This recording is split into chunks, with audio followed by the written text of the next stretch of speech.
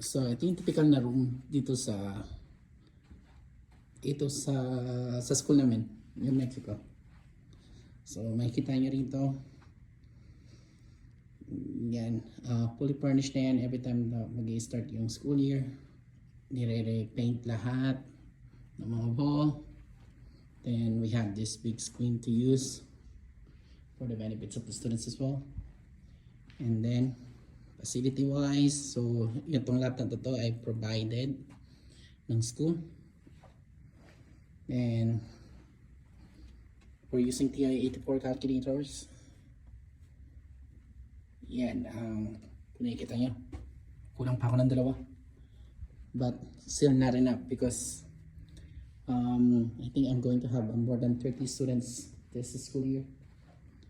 Then, typical room, of course, equipped with a lot of stuff here. Cabinets are provided. Then, as you can see, empty. Wala pa kasing binibigay sa akin ng supplies. Bago lang ako rito, bago na luma. So, I was here a year ago, before last school year, kung tama yung calculation ko. So, I will be teaching physics.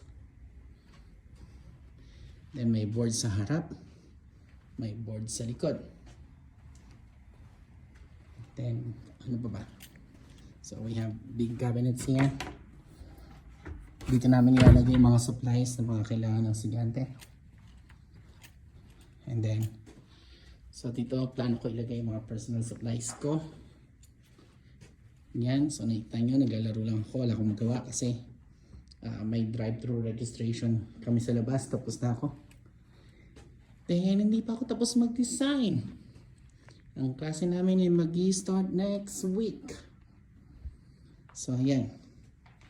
Ganyan ang itsura ng typical na classroom dito sa USA.